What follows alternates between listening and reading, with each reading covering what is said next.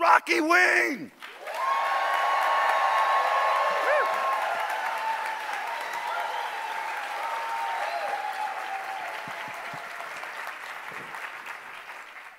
So when I was in college, a friend of mine got this job coaching track at a middle school, and they were allowing him to hire an assistant coach, somebody to work with the long jumpers. And he asked me if I was interested, and the money was just great. As a poor college student, it fit in with my schedule. But I said there's only two problems. The first one is that I've never coached before. But the second one, and this one really overshadows the first, is that I'd never been in track before. I'd never done the long jump before. I'd never even really been to a track meet before, but let's go for it. And so he didn't have any other options, so he set up an interview for me with the athletic director. Now, in every interview I've ever been in, before this and after this, I want to talk about myself, right? Let's go over my resume. Let me explain to you how I am overqualified and the only reasonable candidate for this position. But in this interview, it was like, if I could get in and out without ever talking about me, I might have a chance to get in the job, right? This is my goal, so I'm asking her about her life. Tell me what makes you tick. What is this school really about? Tell me about the program. Tell me about the kids. But then the inevitable question of my background comes up, and she says, tell me about your experience. And I promised that I wasn't going to lie, but I really couldn't tell the whole truth either. So I instead of focusing on the track part of the experience, I focused on the middle school part of the experience. And I said, I've been a middle school camp counselor. I've been a middle school speaker. In fact, at one point in my life, I was a middle schooler. And don't ask me about it, because it was a very dark time in my life. And apparently this was enough for her, because I got the job, and I'm there with my kids now in front of the long jump pit, and we're there, and I have to describe to them this event that I know nothing about. And so I say what is to become my mantra. This is, if they made Coach Rocky t-shirts with my face on it, this would be the quote on the back. It was this. It was, run as fast as you can and jump as far as you can. Long jump. And this one kid said, well, can you show us? I'm like, okay.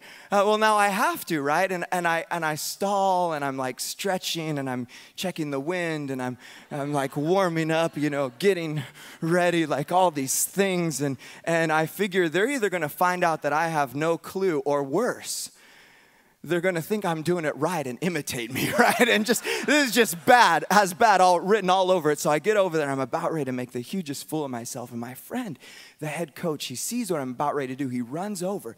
He was a long jumper in high school, and he jumps for me, and my secret is safe. And so we're going to all these track meets, and I'm shouting to my kids, run as fast as you can and jump as far as you can. And there's this, despite my inadequacy, there's this one girl that is just rocking it. She's winning at every single track meet. She's going for it. She makes it all the way to districts.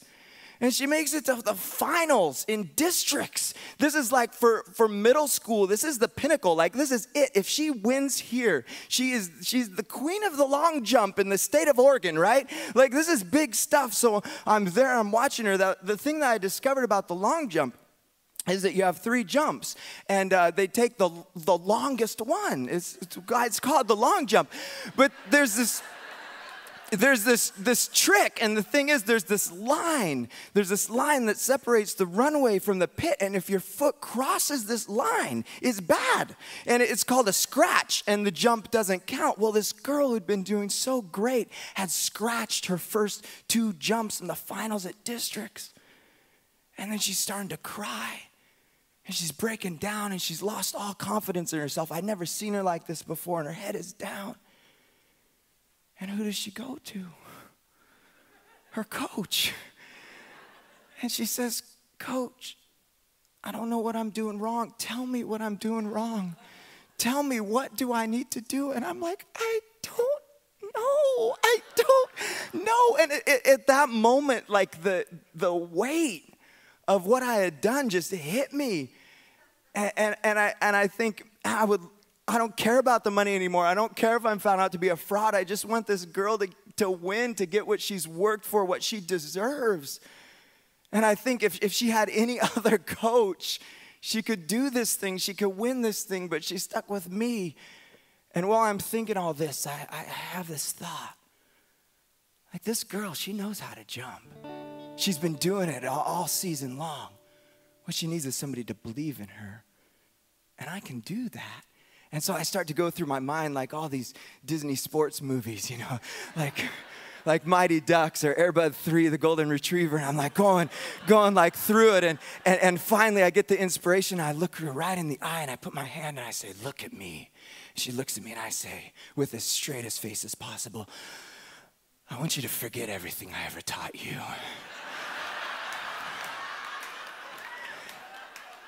I want you to get over there and run as fast as you can. And jump as far as you can. Can you do that? And she gets this serious look on her face. She says, yes, I can. In my closet at home, I have this memory box, all these scraps from college, and in it there's a little 5x8 of the whole team on that day in districts, and my arm is around her and my other arm's up in victory, and there's this little middle school jumper smiling with a first place trophy. Thank you.